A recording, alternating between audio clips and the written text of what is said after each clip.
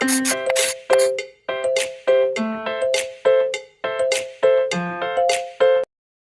everyone. Today we start Geography Chapter 1 NCERT. अ, तो start करते हैं। चैप्टर का नाम है संसाधन एवं विकास। तो सबसे पहले हमें पता होना चाहिए कि संसाधन क्या है। तो संसाधन को अगर सिंपल भाषा में हम समझे तो इस पृथ्वी पर वह प्रत्येक वस्तु जो हमारी आवश्यकताओं की पूर्ति करती है और होती है उसको हम संसाधन के रूप में जानते हैं। तो चाहे कुछ भी अवेलेबल हो, जैसे मिट्टी, जल, हवा, पानी, जो कुछ भी, ये सब क्या है? संसाधन ही है। तो इसकी एक डेफिनेशन समझते हैं।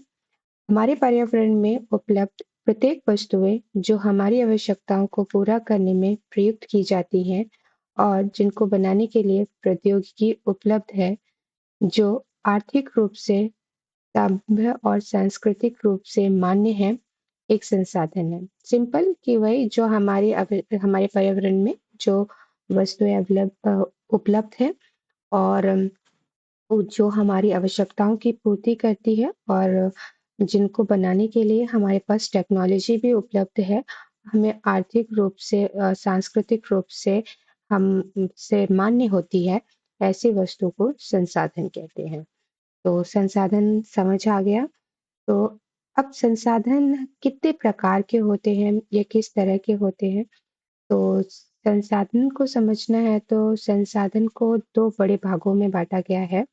एक होता है प्राकृतिक संसाधन और दूसरा होता है मानवीय संसाधन। इन संसाधनों को 2 बड़े समूहों में बाँटा गया है और फिर पुनः इनको कई भागों में बाँटा गया है। तो सबसे पहले हम पढ़ेंगे प्राकृतिक संसाधन, जिसमें आता है सबसे पहले जैसे नवीकरणीय संसाधन और अनवीकरणीय योग संसाधन। फिर नवीकरणीय योग संसाधन को पुनः क्या किया गया है? 2 भागों में बाँटा गया है। सतत प्रवाह, जैसे जिनमें लगातार प्रवाह होता रहे, ये लगातार हमें प्राप्त होते रहे, ऐसे संसाधन। और दूसरे में बांटा गया है जैव संसाधन, जो प्राकृतिक वनस्पति से उपलब्ध होते हैं या फिर अन्य जीव जंतुओं से। ऐसे ही अनवीकरणीय योग्य संसाधनों को पुनः 2 भागों में बांटा गया है। पुनः चक्रीय, जैसे जिनको हम दोबारा से यूज कर सकते हैं, और अचक्रीय, जिनको हम दोबारा से यूज नहीं कर सकते। और दूसरी तरफ बात करें मानवीय संसाधनों की, तो मानवीय संसाधनों को भी पुनः 2 भागों में बाँटा गया है, जैसे संरचनाएँ एवं संस्थान और दूसरा मात्रा एवं गुणवत्ता। इसके बाद इन्हीं सभी संसाधनों को हम विस्तार से जानेंगे कि जो संसाधन के प्रकार हैं, वो किस तरह से होते हैं। तो हम इनको विस्तार से समझेंगे। तो संसाधनों को जब वर्गीकृत किया गया, मतलब बहुत प्रकार के संसाधन हैं, तो इन संसाधनों को निम्न किसी आधार पे रखकर इनको बांटा गया है। तो वो आधार क्या है? 4 तरह के आधार दिए गए हैं, जैसे उत्पत्ति के आधार पर, समाप्त्या के आधार पर, स्वामित्व के आधार पर, विकास के स्तर के आधार पर संसाधनों को क्या किया गया है? बांटा गया है। तो इन सभी संसाधनों के वर्गीकरण को हम विस्तार से समझेंगे, वन बाय वन। सबसे पहले पढ़ते हैं। ओके, तो इसमें ज़्यादा विस्तार से नहीं दिया है, लेकिन मैं आपको फिर भी बता देती हूँ कि सबसे पहले पढ़ते हैं उत्पत्ति के आधार पर। तो उत्पत्ति के आधार पर 2 प्रकार के संसाधन होते हैं, जैव और अजैव संसाधन। तो जैव संसाधन ऐसे संसाधन जो जिनमें जीवन पाया जाता है, तो उन्हें जैव संसाधन कहते हैं। और जिनमें जीवन नहीं पाया जाता है, उन्हें अजैव संसाधन कहते हैं। जैव संसाधन जैसे वनस्पति, जीव, जंतु, इनको हम जैव संसाधन कहते हैं। और अजैव संसाधन जैसे मिट्टी, हवा, पानी, इनको अजैव संसाधन कहते हैं। उसके बाद दूसरा आता है समाप्यता के आधार पर। तो संसाधनों को समाप्यता का मतलब है कि संसाधन क्या है? ऐसी वस्तुएँ हैं जो प्राकृतिक रूप से पृथ्वी पर पाई जाती हैं।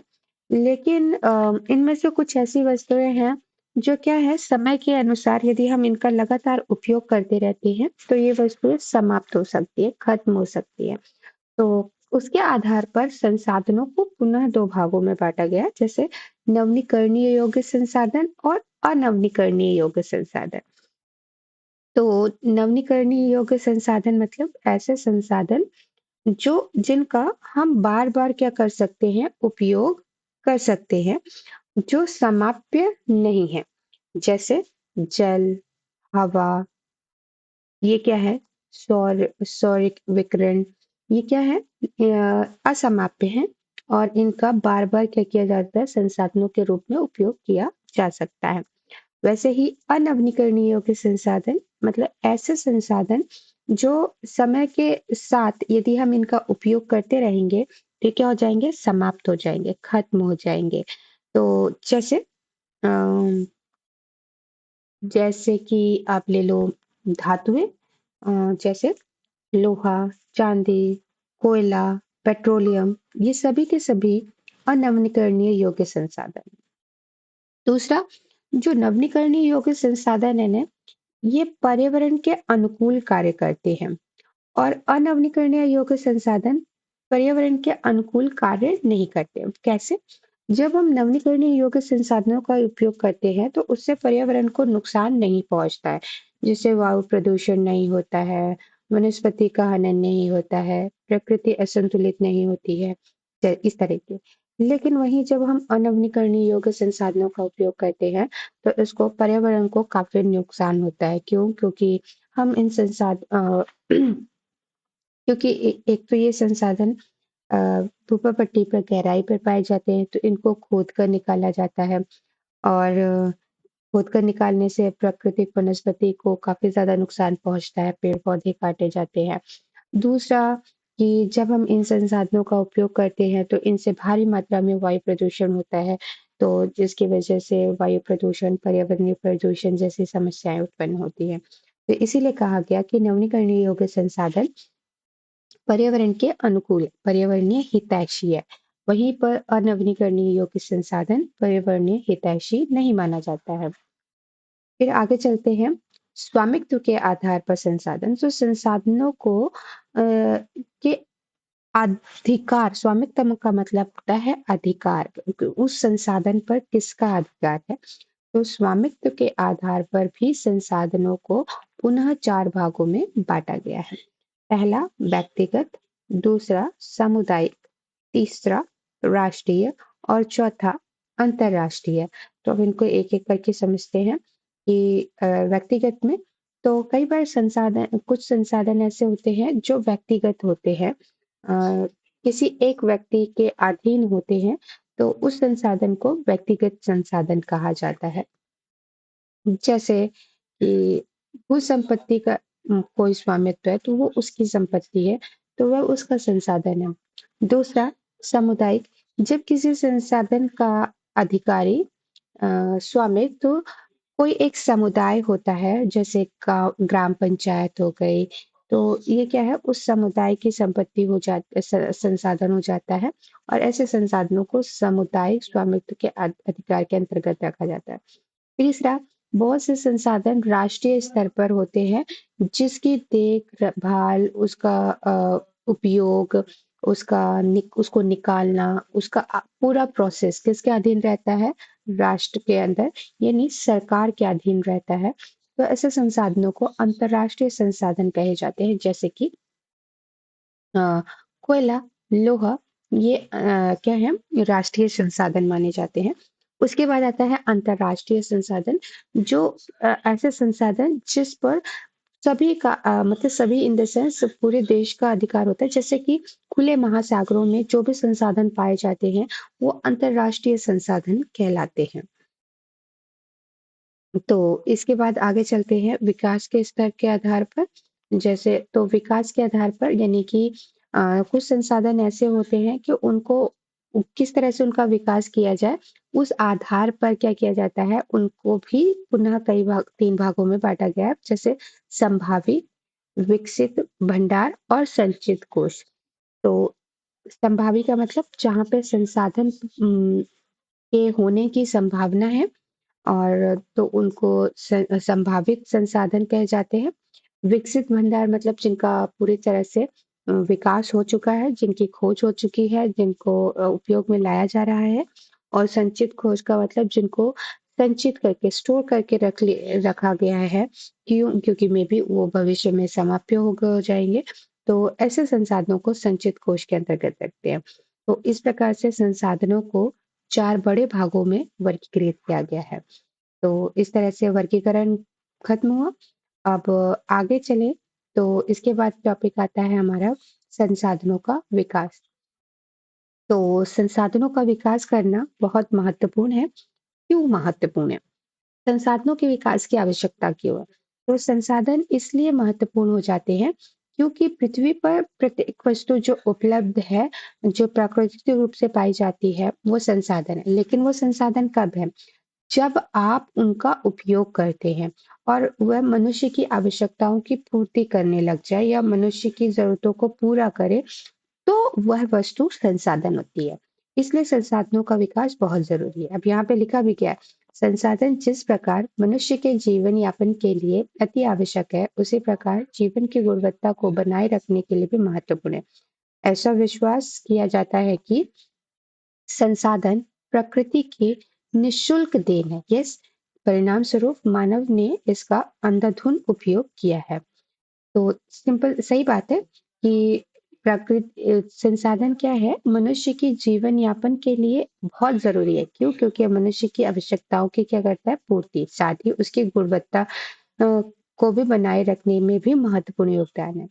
ये हमारे लिए निःशुल्क देन है। निःशुल्क मतलब प्रकृति में जो कुछ वस्तु उपलब्ध है, वो हम उसका क्या कर रहे हैं? उपयोग कर रहे हैं। फॉर एग्जाम्पल मृदा है, तो मृदा में किसी का प्रकृति ने हमें निःशुल्क रूप से फ्री में दे रखा है और हम उसमें खेती करके अपना जीवन यापन कर रहे हैं, अपने जीवन स्तर को सुधार रहे हैं।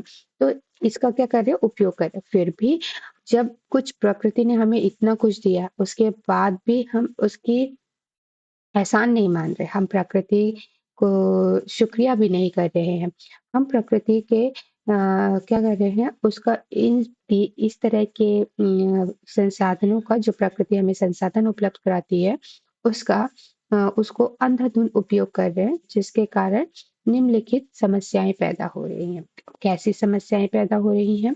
पहली, कुछ व्यक्तियों के लालचवश संसाधनों का हाथ से हो रहा है। यस, कहा ना कि जब हम संसाधनों का अंधाधुंध उपयोग करते हैं, तो संसाधन क्या होने लगते हैं? हास्य। संसाधनों का हास्य। संसाधनों का हास्य का मतलब है संसाधन खत्म हो रहे हैं। हास्य मतलब कमी होना। दूसरा, संसाधन समाज के कुछ ही लोगों के हाथ में आ गए हैं, जिससे समाज दो हिस्सों संसाधन संपन्न एवं संसाधन विहीन अर्थात अमीर और गरीब में बट गया। अब वही बात है, क्योंकि देखो, संसाधन समाज में कुछ कुछ ही लोगों के हाथ में आ गए। मतलब कहने का मतलब कि जैसे समाज 2 बड़े भागों में बँटा हुआ है, अमीर और गरीब में, तो संसाधन भी इसी तरह से इन 2 भागों में क्या हो गया? बँट गया। सिंपल सी बात है कि जिसके पास पैसा है, उसने संसाधनों को खरीद लिया, संसाधनों पर अधिकार उसका ज़्यादा हो गया, क्योंकि उसके पास ऑलरेडी पावर है। और जिनके पास पैसा नहीं है, उनके पास वो पावर भी नहीं है, तो संसाधन भी नहीं है। इसलिए संसाधन क्या हो गया समाज में 2 हिस्सों में बँट गया, संपन्न और संसाधन विहीन। जिनके पास संसाधन है, वो संसाधन संपन्न हो गए, और जिनके पास संसाधन नहीं है, वो संसाधन विहीन। जिस सिंपली भाषा में कहें तो अमीर और गरीब में बँट गया। फिर तीसरा, संसाधनों के अंधाधुंध शोषण से वैश्विक परिस्थिति संकट पैदा हो गया है, जैसे भूमंडलीय तापन, ओजोन परत अपक्षय, पर्यावरण प्रदूषण और भूमि निम्नीकरण आदि। जब तो ये तीसरा, ये सबसे महत्वपूर्ण और सबसे मुख्य समस्याओं में से एक गिनी जाती है। क्यों? क्योंकि जब हम संसाधनों का अंधाधुंध, अंधाधुंध का मतलब बहुत ही ज़्यादा, आवश्यकता से अधिक, जब हम इन संसाधनों का शोषण करते हैं, तो वैश्विक परिस्थितिक संकट पैदा हो गया। वैश्विक परिस्थितिकीय संकट का मतलब विश्व स्तर पर पर्यावरण से संबंधित संकट पैदा हो गया, जैसे भूमंडलीय तापन यानी कि हमारे वायुमंडल के तापमान में वृद्धि का होना, ओजोन परत का विषय यानी कि हमारे वायुमंडल में एक ओजोन परत पाई जाती है जो सूर्य से आने वाली पराबैंगनी किरणों को अवशोषित कर लेती है। ये काफी हानिकारक किरणें होती है, तो इनको अवशोषित कर लेती है। तो क्या हो रहा है, जब हम इनका संसाधनों का अंधाधुंध शोषण कर रहे हैं तो इन ओजोन परत में अवक्षय अवक्षय का मतलब छिद्र होने लग गया है, उसका गठन होने लग गया है। तीसरा, पर्यावरण प्रदूषण की समस्या, जैसे वायु प्रदूषण, जल प्रदूषण, भूमि प्रदूषण। तो इस तरह की पर्यावरणीय प्रदूषण की समस्या उत्पन्न हो गई। और चौथा, भू निम्नीकरण, भूमि की गुणवत्ता में भी क्या आ रही है, कमी आ रही है। तो ये सारी समस्याएं क्या होने लग गई है, उत्पन्न होने लग गई है। तो संसाधनों का संरक्षण, संसाधनों का विकास तो हमें जरूरी है इन्हीं चीजों को ध्यान में रखते हुए, क्योंकि ये सारी समस्याएं उत्पन्न हो रही हैं। तो आई होप कि आपको यहाँ तक समझ आया होगा। तो फिर आगे हम चलते हैं, क्योंकि जो संसाधन है मानव जीवन की गुणवत्ता और विश्व शांति बनाए रखने के लिए संसाधनों का समाज में न्याय संगत बंटवारा आवश्यक हो गया है।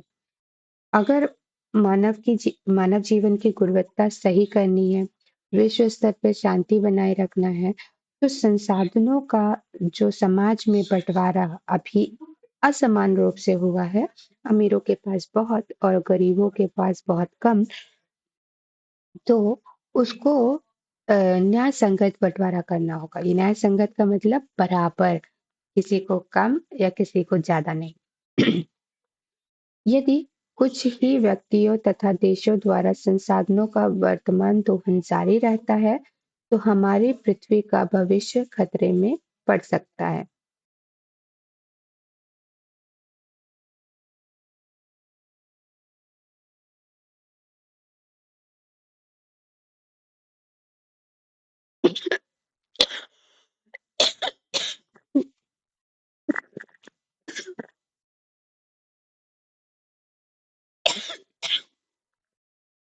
I'm sorry.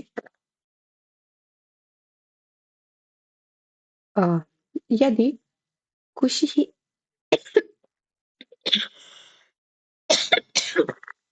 Okay, I am so sorry. यदि कुछ ही व्यक्तियों तथा देशों द्वारा संसाधनों का वर्तमान दोहन जारी रहता है, तो हमारी पृथ्वी का भविष्य भविष्य खतरे में पड़ सकता है। वही कि यदि जो संसाधन है अन्याय संगत रूप से बटा नहीं हुआ, यानी कि संसाधनों पर अधिकार कुछ व्यक्तियों का या कुछ देशों का हुआ और इसी तरह से हमने उसका दोहन यानी कि उपयोग करते रह गए, तो हमारी पृथ्वी का जो भविष्य है यानी कि हम फ्यूचर क्या होगा, खराब हो सकता है नहीं, खराब ही होगा। क्यों? क्योंकि हम संसाधनों का सही तरीके से उपयोग नहीं करते। इसलिए हर तरह के जीवन का अस्तित्व बनाए रखने के लिए संसाधनों के उपयोग की योजना बनाना अति आवश्यक है। इसीलिए कहा जा रहा है कि यदि सभी का अस्तित्व बनाए रखना है, सभी मतलब जीव जंतु वनस्पति जो भी हमारी पृथ्वी पे पाए जाते हैं, उन सभी का अगर अस्तित्व बनाए रखना है, जीवन को बनाए रखना है, तो इन संसाधनों के विवेकपूर्ण उपयोग की योजना बनाना अति आवश्यक है। सतत अस्तित्व सही अर्थ में सतत पोषणीय विकास का ही एक हिस्सा है। तो ये एक योजना है सतत अस्तित्व सही, मतलब सतत अस्तित्व की अगर हम बात करें तो उसके लिए जिसका अर्थ निकले सतत पोषणीय विकास का ही एक हिस्सा है, मतलब एक ऐसा विकास जो विकास भी हो, साथ में संसाधनों का हनन ना हो और वर्तमान पीढ़ी और भावी दोनों पीढ़ियों की आवश्यकताओं की क्या हो सके, पूर्ति। अभी हम इसको यहाँ पे थोड़ा विस्तार से और अच्छे से समझते हैं कि सतत पोषणीय विकास क्या है। सतत पोषणीय आर्थिक विकास का अर्थ है कि विकास पर्यावरण को बिना नुकसान पहुंचाए हो और वर्तमान विकास की प्रक्रिया भविष्य की पीढ़ियों की आवश्यकताओं की अवहेलना ना करे। यानी सतत पोषणीय विकास एक ऐसा विकास है जो पर्यावरण को बिना नुकसान पहुंचाए वर्तमान विकास की प्रक्रिया को ध्यान में रखते हुए साथ ही भविष्य की पीढ़ियों की आवश्यकताओं को भी अनदेखा किए बिना विकास करे, तो ऐसे विकास को सतत पोषणीय विकास कहा जाता है। मतलब कि विकास करो लेकिन पर्यावरण को नुकसान ना पहुंचे। दूसरा, वर्तमान लोगों की यानी कि एट प्रेजेंट जो हम लोग हैं, हमारी जो आवश्यकताएं हैं, जरूरतें हैं, जो उन संसाधनों से पूरी हो सकती है, वो भी पूरी करनी है। साथ ही भविष्य की पीढ़ियां भी उन संसाधनों से वंचित ना हो, वह भी उन संसाधनों का उनके समय पर उनका उपयोग कर पाए। उदाहरण के लिए जैसे मान लो कोयला है कोयला एक संसाधन है, तो कोयले का इस तरह से उपयोग किया जाए कि पर्यावरण को नुकसान भी ना हो। दूसरा, जो हमारी ज़रूरतें हैं वर्तमान में, वो भी पूरी हो जाए और भविष्य के लोग जो ऊर्जा की जो माँग है, जो कोयले से पूर्ति हो रही है, वह पूर्ति कोयला जैसा संसाधन उस समय की पीढ़ी के लिए भी क्या रहे, उपलब्ध रहे। वे लोग भी उससे वंचित ना हो और समय आने पर वह भी उनका उपयोग करके अपनी आवश्यकताओं की पूर्ति कर पाएँ। तो इस तरह से संसाधनों का क्या करना है, उपयोग करना है। इ ये कौन कहता है? सतत पोषणीय विकास। आज सतत किसी भी संसाधन के विकास की या किसी भी संसाधन की बात करें तो उसका उपयोग हम सतत पोषणीय विकास को ध्यान में रखकर ही कर रहे हैं। क्यों? क्योंकि इससे संसाधनों की भी बचत होती है, पर्यावरण का भी नुकसान नहीं होता है, वर्तमान ज़रूरतें भी पूरी हो रही है और भावी पीढ़ी की ज़रूरतों को भी अनदेखा नहीं किया जा रहा है। तो अब पढ़ते हैं कि ये सतत पोषण विकास की अवधारणा कब और कहाँ से शुरू हुई थी। तो इसमें उसको इतना विस्तार में नहीं दिया गया है, लेकिन इसी के तहत कुछ जैसे संसाधनों के बचाने की जब हम बात करते हैं, तो उसमें से सबसे जो पहला कदम उठाया गया था, वो पृथ्वी सम्मेलन था, जिसे रियो डी जेनेरियो सम्मेलन के नाम से भी जाना जाता है। या फिर रियो डी जेनेरियो पृथ्वी सम्मेलन 1992 यानी कि 1992 के नाम से भी जाना जाता है।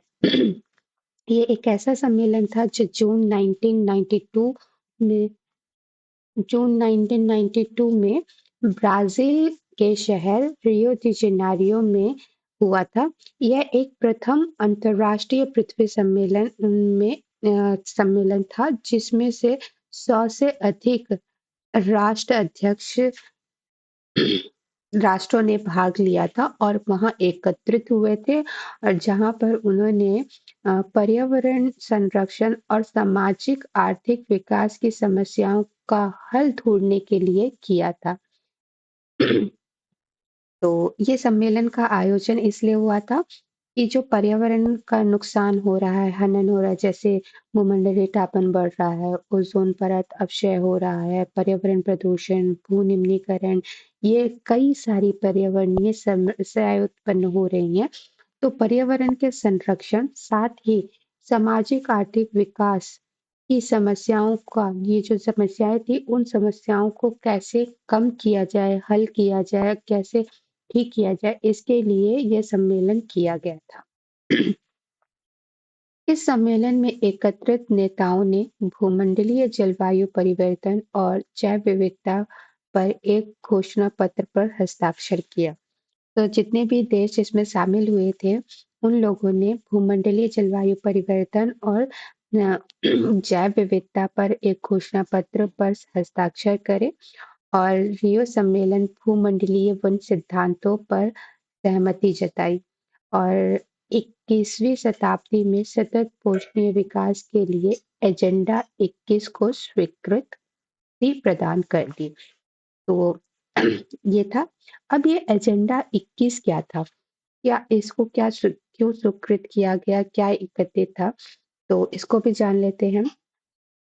एजेंडा 21 यह एक घोषणा पत्र था जिसमें 1992 में ब्राजील के शहर रियो डी जेनेरियो में संयुक्त राष्ट्र पर्यावरण और विकास सम्मेलन के तत्वावधान में राष्ट्र अध्यक्षों द्वारा स्वीकृत किया गया था। यह एक घोषणा पत्र था। 1992 ब्राजील रियो डी जेनेरो में जो पृथ्वी सम्मेलन हुआ था, उसमें संयुक्त राष्ट्र पर्यावरण और विकास सम्मेलन के तहत राष्ट्र अध्यक्षों ने को स्वीकृत किया गया था। इसका उद्देश्य था कि भूमंडलीय सतह विकास हासिल करना, यानी पूरे विश्व में भूमंडलीय सतत विकास को क्या करना, हासिल करना है।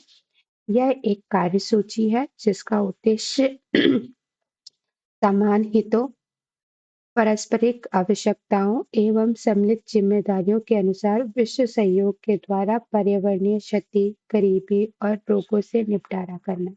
यानी विश्व स्तर पर जो गरीबी आ रही है, पर्यावरण में क्षति हो रही है, कुछ बीमारियां हैं, उन सब का विश्व स्तर पर विश्व सहयोग के द्वारा इनका निपटान करना था। एजेंडा 21 का मुख्य उद्देश्य यह है कि प्रत्येक स्थानीय निकाय अपना स्थानीय एजेंडा 21 तैयार करेंगे।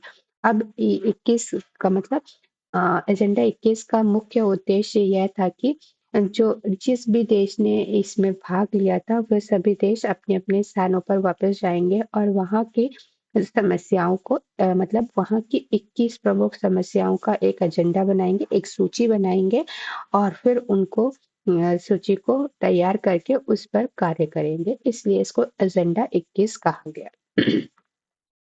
तो आई थिंक आप लोग को यहाँ तक समझ आया होगा।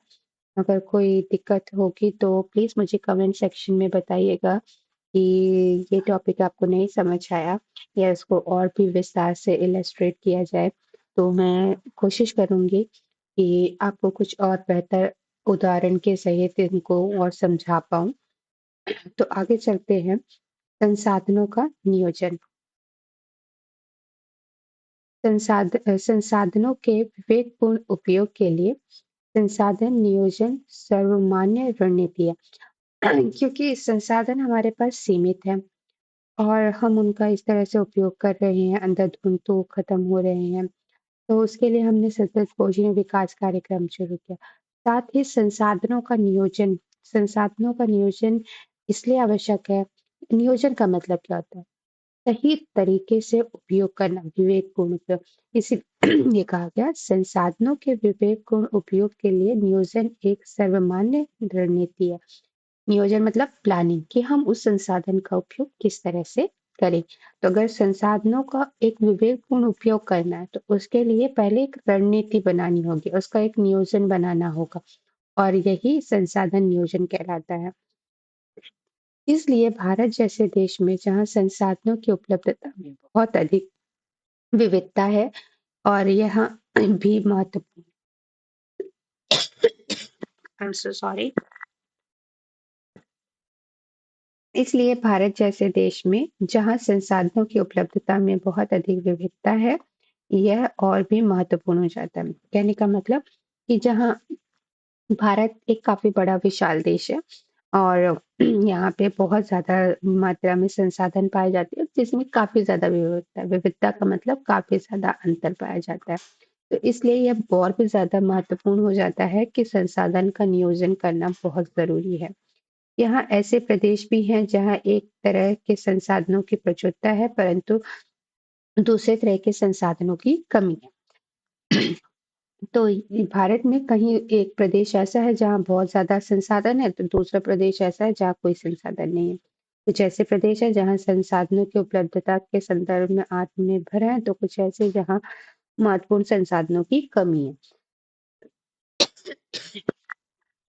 तो कुछ ऐसे प्रदेश हैं जहाँ संसाधन बहुत अच्छी मात्रा में पाए जाते हैं, तो कुछ ऐसे प्रदेश है जहाँ संसाधन है ही नहीं।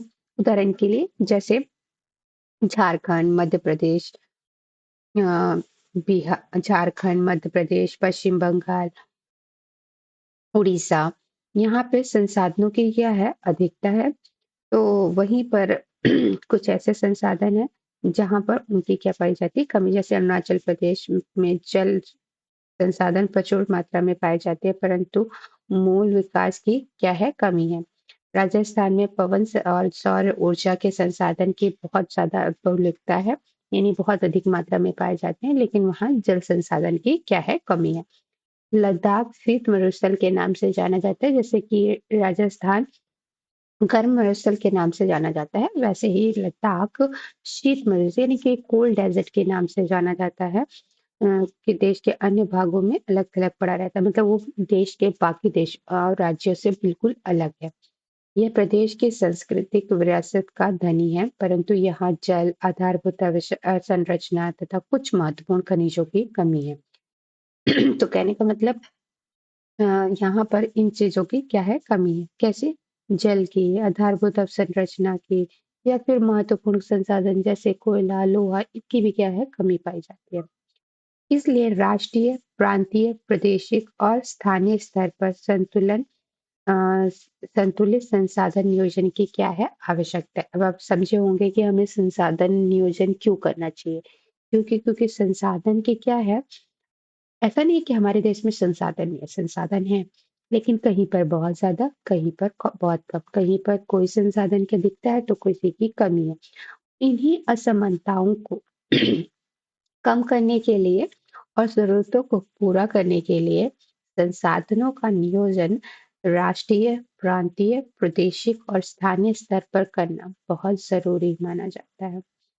तो आई थिंक आपको यहाँ तक टॉपिक समझ आया होगा।